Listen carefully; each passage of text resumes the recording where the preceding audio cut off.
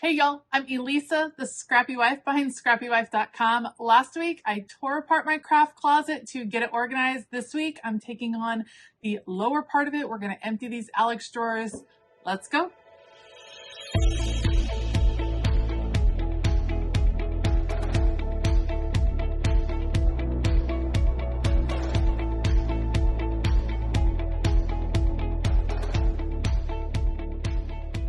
So here is my craft closet. Last week, we took everything out of these upper shelves. It was a lot. I did decluttering. I did some reorganization. I moved some new things over to this area of my craft studio, and I'm really happy with how this layout has come about. A couple of things that I still might want to switch up. I'm not super happy with all of my small business stickers being right here. I kind of want them to be with the rest of my stickers. So that is something I still want to address. We might look at that a little bit today. And then I have all of these Alex drawers. So I have 3 Alex drawer units. I have one right here in the middle, then 2 rolling units on the left and the right. Right now they're kind of pushed back just a little bit.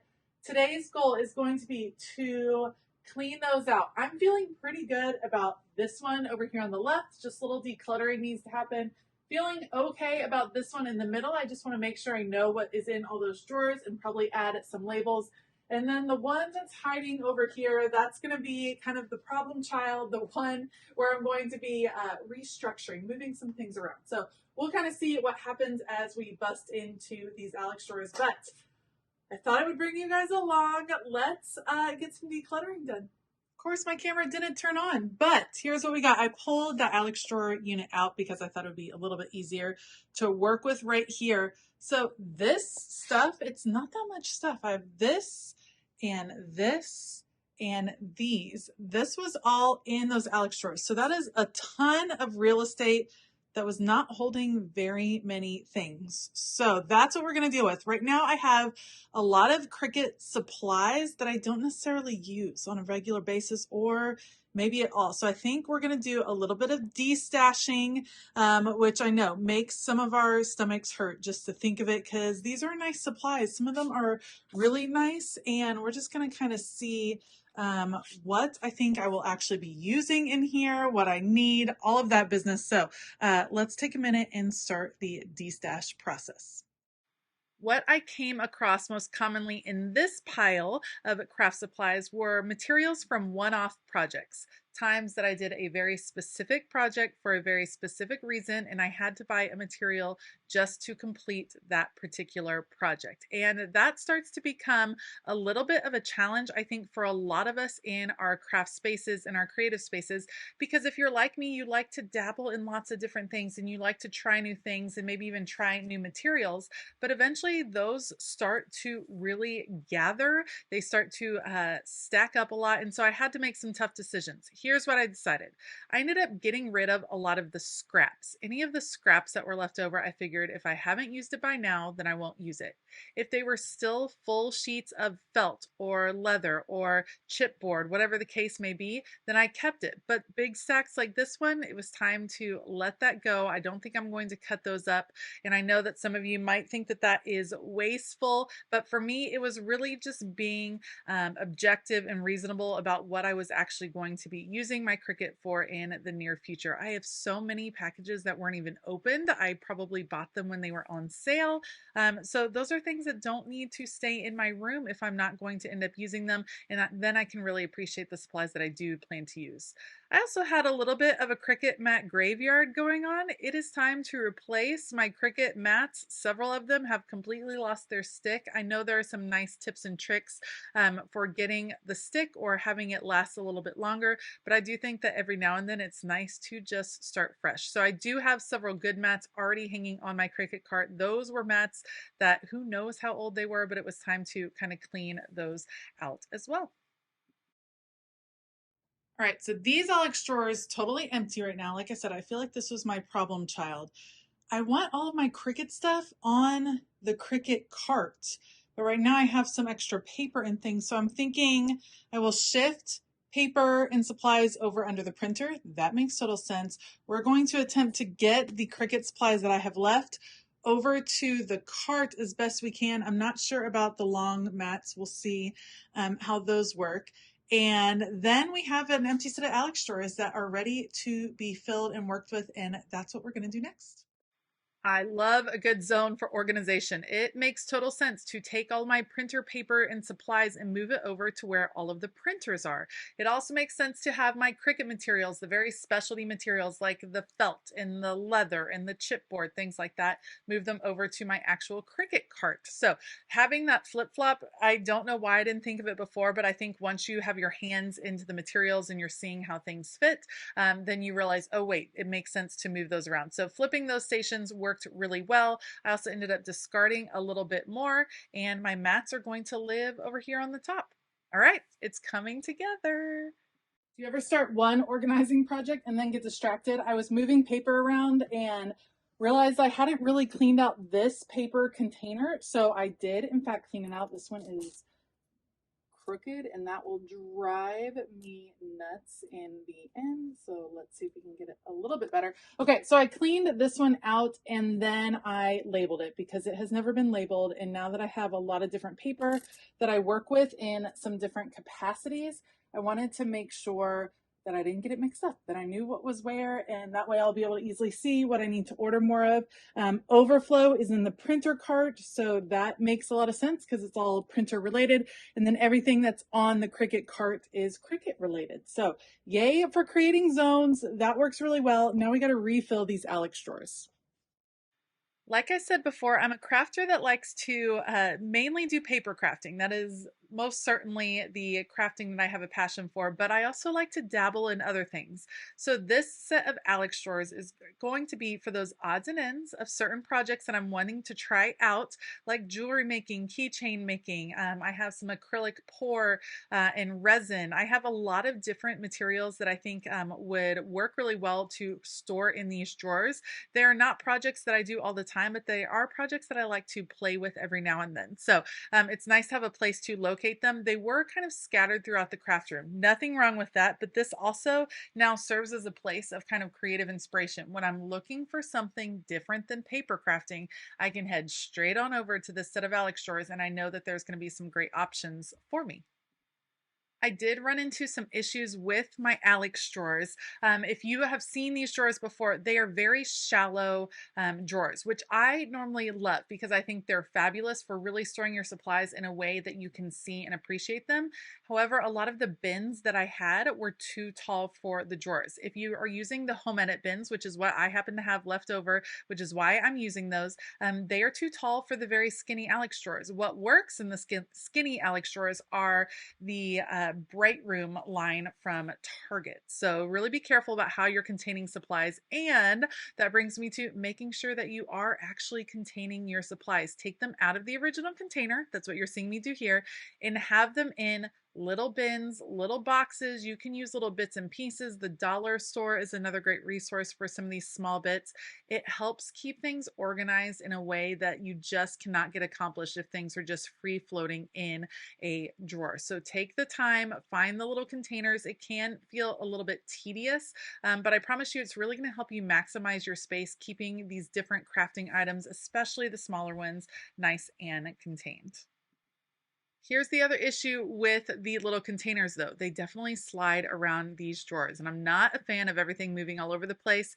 Museum wax is my solution to that. That is this really thick kind of wax. You create a little ball, you get some out of the container, create a little ball, put it on the bottom of a container, and then it holds it in place. It is not permanent. It doesn't leave a greasy spot. I've used it all over my craft studio, and I love it for keeping things in place in drawers so that they don't slide around. It just feels better to be able to open a drawer and not have it like everything go awry. And in the end, as I add to these drawers, because there's still a ton of space in them, it's going to work out really well. This is the museum wax. I love it. It is home edit recommended. I will link it down below. I am a big fan. It's my little secret for keeping my drawers extra organized. The last little touch, of course, is going to be adding on the different labels. So that is going to be like a roadmap. That way I don't have to pull open every single drawer to see what's in it. I'll be able to just glance over and see what is in those drawers. It's clearly labeled. On the Alex drawers, I like to put it on this little indentation. That way it's not in your face when you're looking at the drawers, but if you're standing over them about to open them up, you can easily tell what's going to be in there. And I still can't believe that I actually ended up with 2 extra drawers. I'm pretty excited about that because that means some new creative projects are in my future. Last little label, looking good. Okay, feeling good about that, Alex drawer. Let's go to the middle. This one is a lot of basic supplies. So we have adhesive, whiteout, glue, things like that in the top. Second drawer is punches mostly and some overflow adhesive pieces. We got to go through these just to make sure. There's some extra adhesive in here, so that's different. And then we have, these are all We Are Memory Keepers tools that need to be contained. I have some containers freed up. These are cutting boards and tracing pieces. And then this one, these are note cards that definitely need to be sorted through. So that's what we're going to do now. We're going to conquer this middle set of drawers. This was a great example of, I already had a system in place that was working for me. I already liked how these particular drawers are organized. It just needed a little bit of refresh. I had to go back, revisit. Of course, things sometimes get thrown in the wrong place because that's how life is and that's how creativity is, especially coming off of the holiday crafting season. It's a little crazy. So I needed to just make sure all the drawers were actually holding what they said they were holding. I had a few extra containers. See this little mess back here? I could just, again, work to contain some of the different supplies, making sure everything was in its place and easily accessible. Some of these tools I don't use a whole lot, but I did decide to keep them because even though I haven't used them recently, maybe even I haven't used them in the past year, I could see myself using them again. I could easily envision projects where those tools would be helpful, and that's the reason I decided to keep. I don't keep it just because it works. I don't keep it just because I spent money on it. I keep it because I think I'm going to use it, and I can very clearly see myself using it in a coming project. The note card drawer was probably the biggest challenge for me, maybe of this whole day. I did go through all the note cards. I kind of loosely categorized the greeting cards from the note cards, did a little bit of seasonal. I separated envelopes from actual cards. It was a whole process. I'm someone that keeps all those cards, but this was another great reminder that I need to not go buy any more birthday cards. That's for darn sure. And I need to start sending a few notes because even though I'm able to get it all back in this drawer, this is very, very full, and it's definitely time to use these cards and put them to good use for what they were intended for. So that brings me to a question. What is the one category in your craft studio that maybe you've been hoarding, maybe you've been collecting and not using? It looks like perhaps greeting cards and note cards might be it. Stationery might be the item. I use ephemera. I use some of the other things I have a lot of, but apparently I collect a lot of stationery and not a lot of it is going out. So that's something I want to address here in 2024. But let me know, what's the supply that you like to collect? You like to have a lot of it, but for some reason it's just not disappearing from your creative space because you're just not using it. Let me know down in the comments below. Let's see if we have any common threads down there. The last thing I'm going to do after I get all of these organized and into containers is go ahead and add labels just like I did earlier. That is really going to help just me know where everything is. That helps my kiddos know where things are. It's just a really good system. That way it's a little roadmap for where all of your tools and supplies are. And in a closet, I think it's vitally important to have everything labeled. Right. I'm going to be honest and share that I don't think I need to clean out this particular unit. So I went through it. First of all, it's all labeled. These are digital printables. So these are extra little bits. It's mostly illustrated faith. And then this is just collections, some different collections. Yes, it's a little bit messy in some parts, I guess, but like I can find everything really easily. It's all labeled. This is good. Well, as I knock over a bunch of stuff, of course, but I feel okay about this set. And then colors and categories. As I work through ephemera sets and collections, then I start breaking them up into some different colors and categories, a few extra sets right here.